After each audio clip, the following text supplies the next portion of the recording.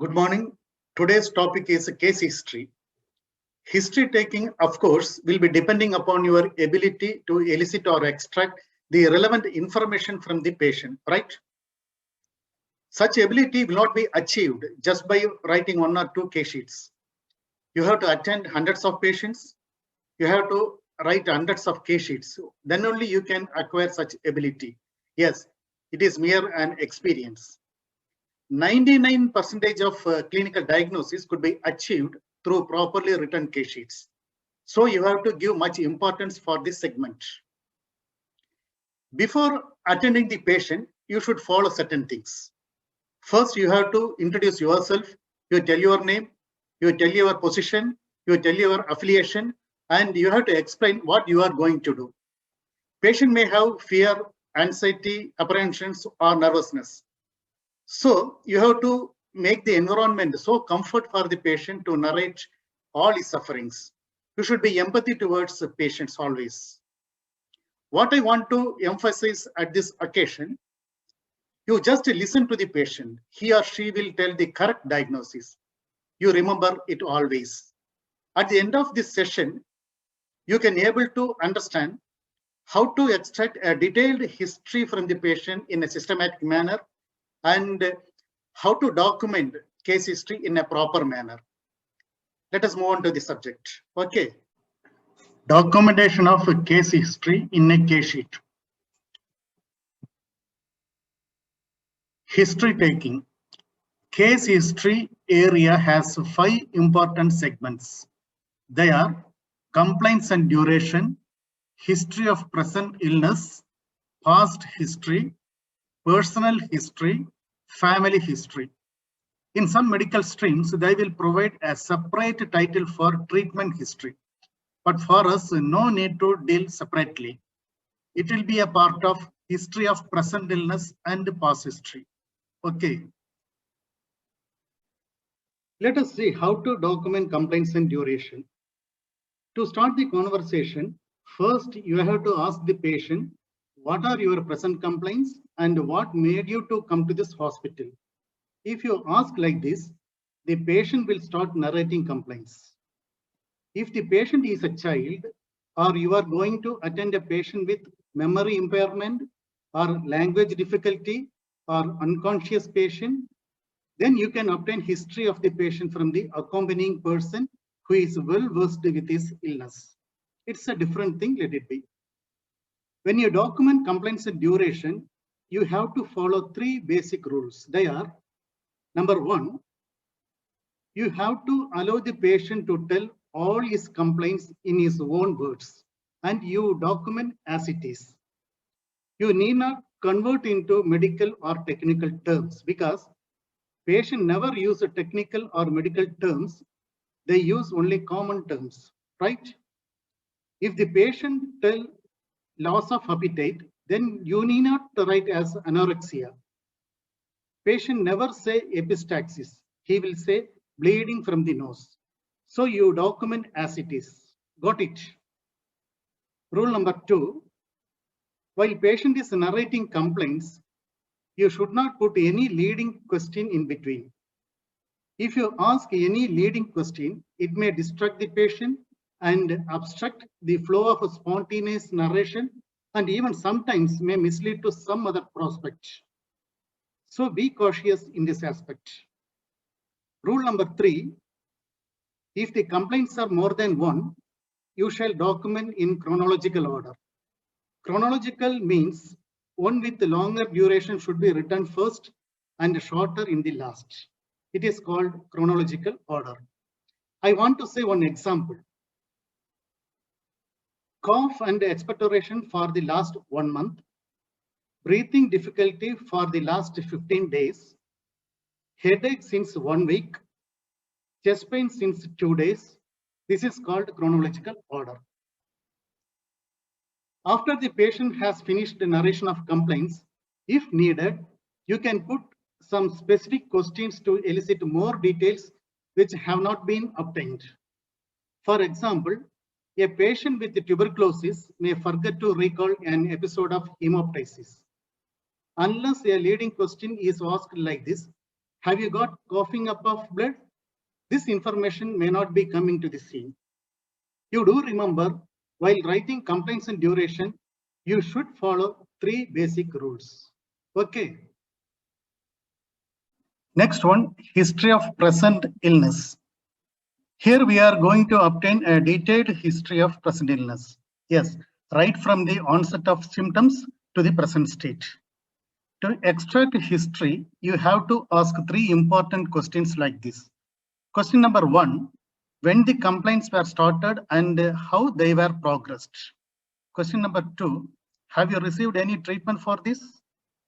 Question number 3, if so, what was the outcome of the treatment?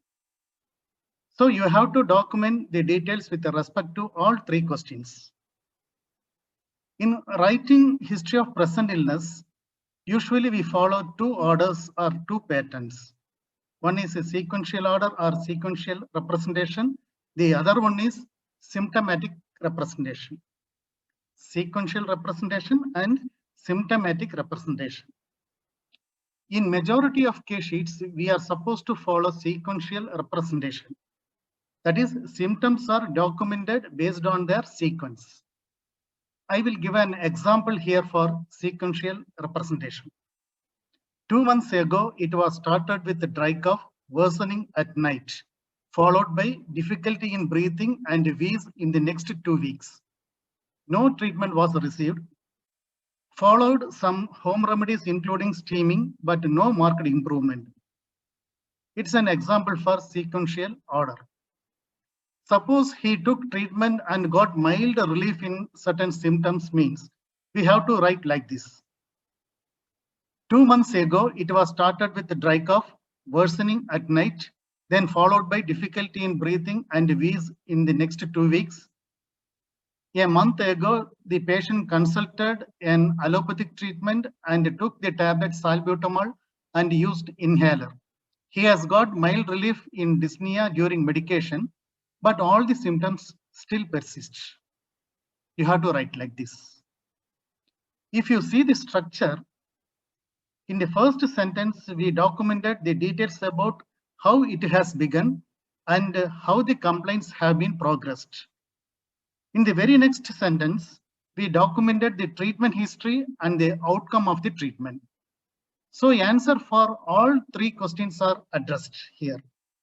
I think you got an idea about sequential representation, isn't it? In certain cases, we have to follow symptomatic order. That means we have to document a detailed history about each symptom. For example, the chief complaint of the patient is chest pain. Here, pain is the problem. So we have to obtain more details about the pain from the patient by asking related questions. We have to ask mode of onset of pain, position or site of pain, quality or nature of pain, radiation of pain, severity of pain, modifying factors of pain, time and duration of pain. After finishing all questions about pain, then we have to ask treatment history. If treatment has been taken by the patient, then we have to document the outcome of the treatment. I give one model here. A month ago, the patient had developed pain in the chest. Pain is felt just behind the sternum. Burning type of pain. Pain is radiated towards the left hand and the lower jaw. Pain will become very severe during exertion. Pain will be remained only for few minutes and relieved after taking rest. Please listen carefully. A month ago, the patient had developed pain in the chest. Here, we are mentioning about the onset. Pain is felt just behind the sternum. Here, we mentioned the position or site of the pain. Burning type of pain. This is about quality or nature of pain. Pain is radiated towards the left hand and lower jaw. It is about the radiation of pain. Pain will become very severe during exertion. It is about severity and aggravating factor of pain. Pain will be remained only for few minutes and relieved after taking rest. It is about duration of pain and pain modifying factor, that is regressive factor. Suppose the patient has received any treatment for chest pain, then you have to add the details of treatment and outcome of the treatment. So you have to write like this. A month ago, the patient had developed pain in the chest. Pain is felt just behind the sternum. Burning type of pain. Pain is radiated towards left hand and lower jaw. Pain will become very severe during exertion. Pain will be remained only for few minutes and relieved after taking rest. He started allopathic medicines like telmisartan, clopidogrel, and ecosprin 10 days ago and got mild relief in the intensity of pain, but other symptoms still persist as before. You have to write like this. I want to give homework. You try to write for epigastric pain in peptic ulcer. Here you have to attend all areas like onset, position, quality, radiation, severity, duration, modifying factors, etc. Okay. Likewise, you try to write for the left knee pain resulting from osteoarthritis. Two homework. One is epigastric pain in peptic ulcer. Number two, left knee pain resulting from osteoarthritis. You just try. Next, we are going to see the way of writing past history. Here, we have to ask 3 sets of important questions to the patient. And we have to document the patient statement as it is. Then what are the 3 sets of questions? First set of question, whether you have developed similar symptoms previously. Have you received any medications for that? If so, what was the outcome of the treatment? You have to document details for all 3 questions in the first set. Next, you have to ask the second sets of questions. Have you developed any specific diseases other than current complaints in the past? Or you can change the question like this. Have you got admitted in the hospital for any reason in the past? If so, what kind of treatment that you have received and what was the outcome? You have to document elaborately for all 3 questions in the second set. Then last question shall be, have you got any childhood diseases like measles, whooping cough, chickenpox, mumps, rheumatic fever, etc.? If so, what kind of treatment that you have received and what was the outcome?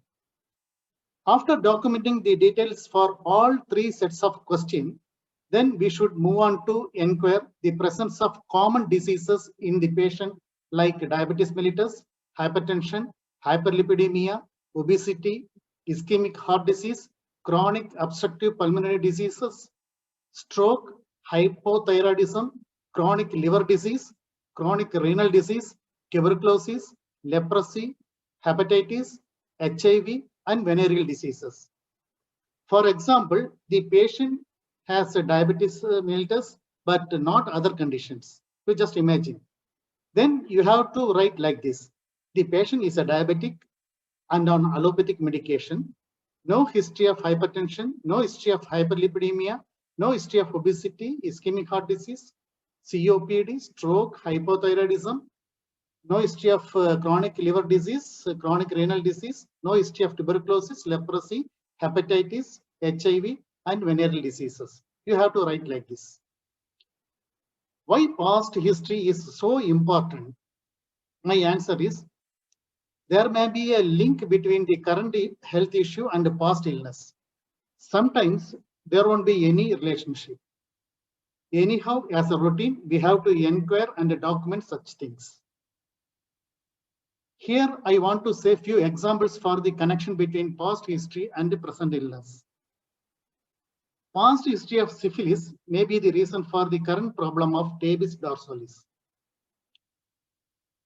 Past history of Rheumatic fever is the vital for the present issue of mitral stenosis. Past history of mumps may be the causative factor for male infertility at present. Past history of gonorrhea may be the reason for the urethral stricture in progress. Past history of hepatitis B virus may be the reason for the existing liver cirrhosis. I could say several examples like this. Okay, move on to the next slide.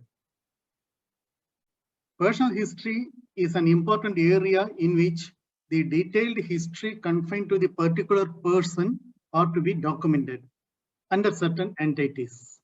The entities are 1. History about diet habit. 2. Addiction. 3. Appetite, sleep, bowel habit, and bladder disturbances. 4. Allergy. 5. Occupation and economic status. 6. Hobbies. 7. Exercise. 8. Environment. 9. Marital status. 10. Menstrual history. 11. Obstetric history. And the last one, 12. Travel history. Let us see one by one.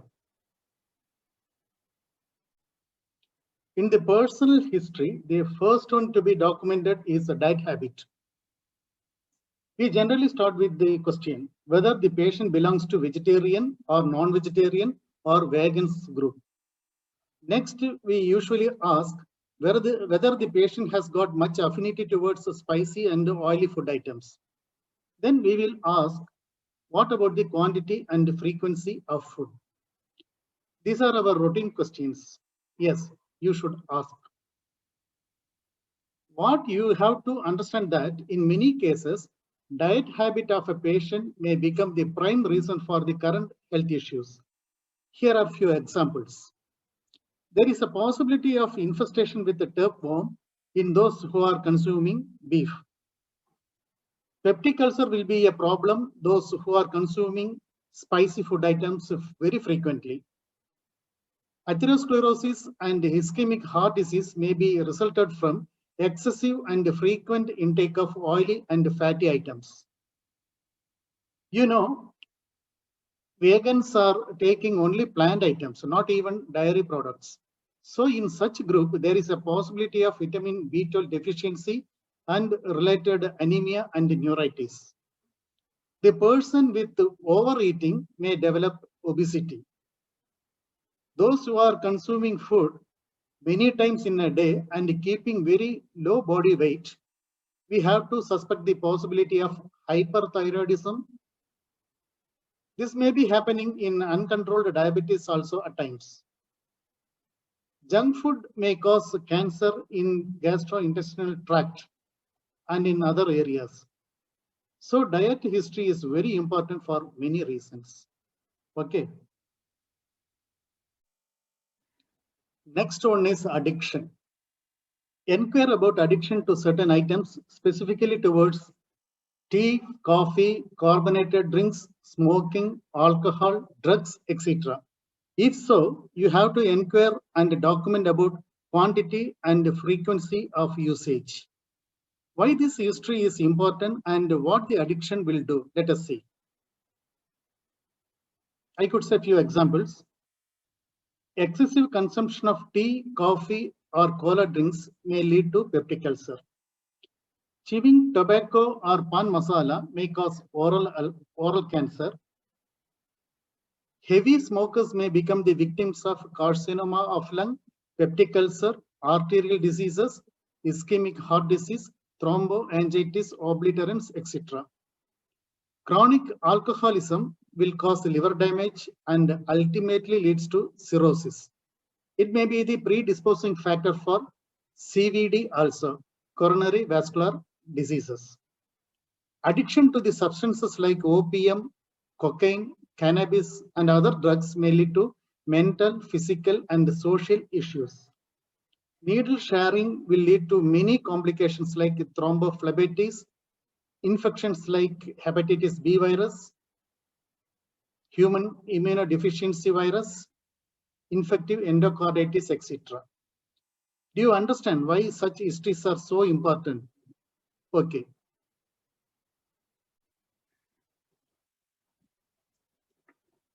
Next one is appetite, sleep, bowel habits, and bladder habits. First, you inquire about appetite, whether the patient has normal appetite or not, whether the patient has adequate sleep or not. You have to mention the sleep in terms of hours. Next, you ask about bowel habit. How many times in a day he passes stools, or you have to confirm whether the patient has got constipation. Then you ask about micturition in terms of quantity and frequency in a day. Why such enquiries are so important, I tell the reasons. The patient will undergo for nutritional disorders like PEM, protein energy malnutrition, if the intake of food is very poor. If the patient is not sleeping for minimum 6 hours, that may lead to stress-induced health issues like hypertension, diabetes, peptic ulcer, heart diseases, headache, etc. Constipation may develop hemorrhoids. If the stool is admixed with the blood and mucus, then you have to think about the possibility of bacillary dysentery.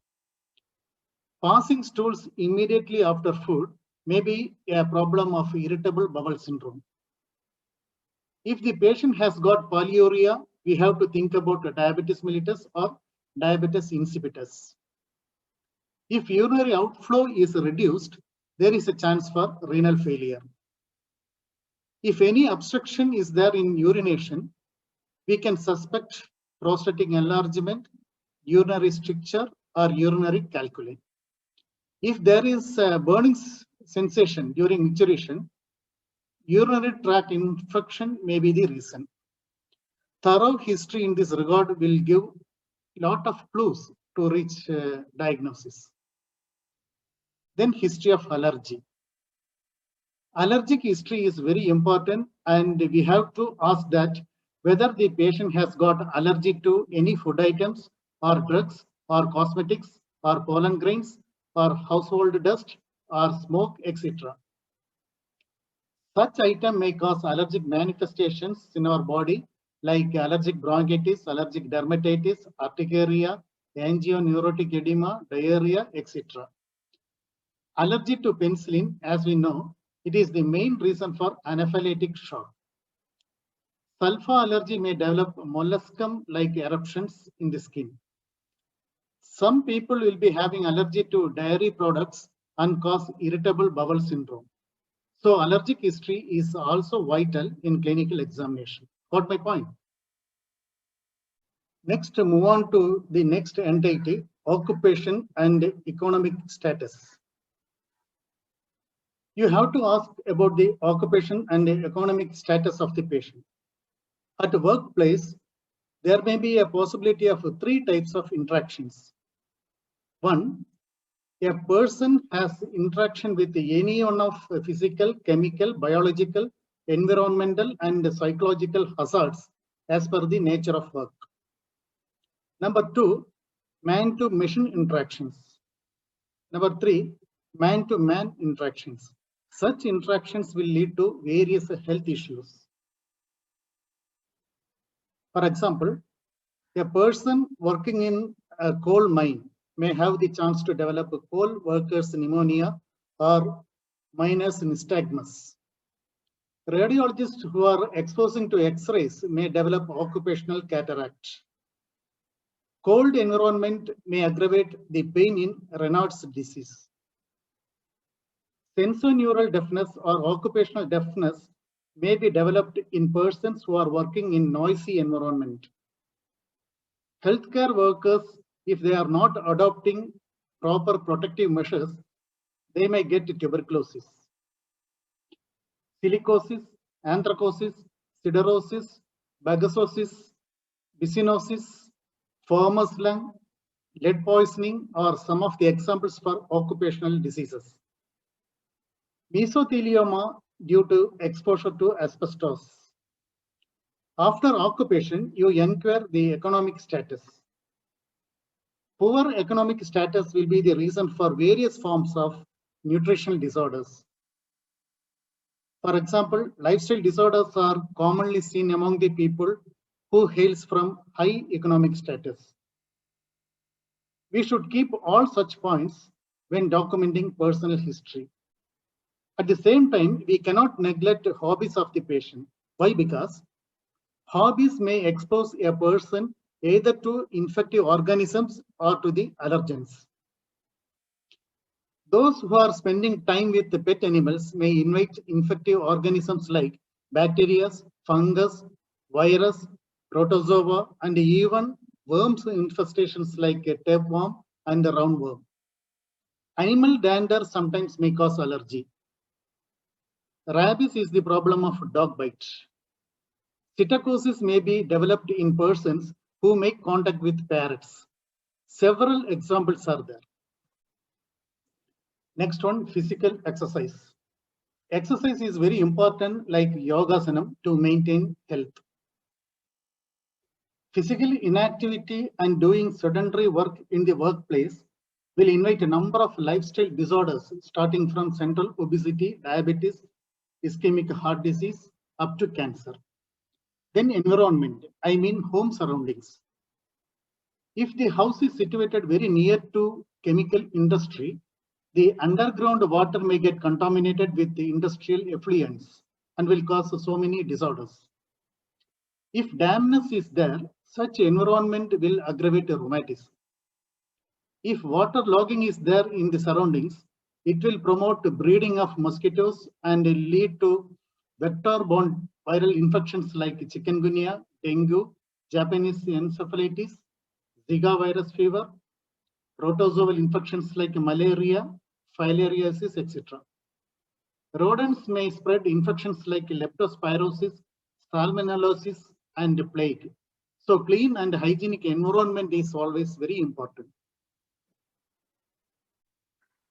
Then marital status. You have to inquire whether the patient has got married or not. If the patient is married, ask about consanguineous marriage. You know what is consanguineous marriage? Yes, getting married with very close relatives. If the patient gets married with close relatives, the offspring may get genetic disorders. For your information, parental consanguinity has been associated with stillbirth, low birth weight, premature delivery, abortion, infant and child mortality, congenital birth defects, cognitive impairments, cardiovascular risk, malformation, and several other complex disorders. In marital history, you have to ask the health of spouse. That is very important. Then you have to inquire about the sexual activity of the patient in certain cases. Though it is uncomfortable to put such question, it always gives some valuable inputs in clinical diagnosis. Some patients will be indulging in homosex or having sexual contact with the multisexual workers. It will be the source for HIV infection and other venereal diseases like syphilis, gonorrhea, and all. Then menstrual history. If the patient is female, menstrual history is very important. You have to inquire when did the patient attain menarche or menopause. Such questions shall be raised based on the age of the patient. In menstruating woman, you have to confirm whether the patient has got a regular period or irregular period. If it is regular, then you ask the cycle, number of days of menstruating, and also the quantity of menstruation. Write all details in the case sheet as it is. You should not forget to document the date of last menstrual period, I mean LMP. Then you ask about whether the period is associated with pain or not. You have to document all such details. Asking obstetric history is also very important. It is usually mentioned in the case sheet in terms of GPLA. G stands for gravida. Yes, how many times she has become pregnant. P stands for parity, which means how many times she got delivered. L stands for number of live children. And A stands for number of abortion. Then you should know how to write GPLA. If the patient got 3 children and aborted 1, then you have to write like this: G4, P4, L3, A1, like this. Understand? Last entity under personal history is recent travel history. This question is very important in certain conditions. As far as communicable and contagious diseases are concerned, travel history is critical. Yes, it is vital, particularly during epidemic outbreaks and pandemic situation. Classical example is enquiring travel history in corona situation. So personal history in turn will offer a lot of inputs in clinical diagnosis. Understand? Last entity in case history is family history. It is also valuable one, particularly in genetically inherited diseases. Most common diseases that are genetically inherited are coronary artery disease, diabetes mellitus, certain malignancies, hemophilia, hypertension, autoimmune disorders, etc. While documenting family history as a routine, we have to ask 2 important questions to the patient. The questions are: any one of your family members has got similar symptoms or not? If so, what kind of treatment he or she had been received and what was the outcome of the treatment? Write in detail. Next question shall be like this: any specific disease is run over in your family or not? If so, it has to be specified in the case sheet as it is. If not, then you have to document like this: no specific disease is run over the family. This is the systematic way to document case history. Okay, let us recall the main points. While writing complaints and duration, you strictly follow 3 basic rules. In history of present illness, you follow either sequential order or symptomatic order, depending upon the complaints. In general, history of present illness should contain the details about onset of the disease, disease progression, current state, treatment history, and outcome of the treatment. In past history, ask the patient for similar complaints had been manifested in the past or not. Then inquire about past history of any specific diseases or hospitalization or surgical interventions. Then ask about childhood diseases.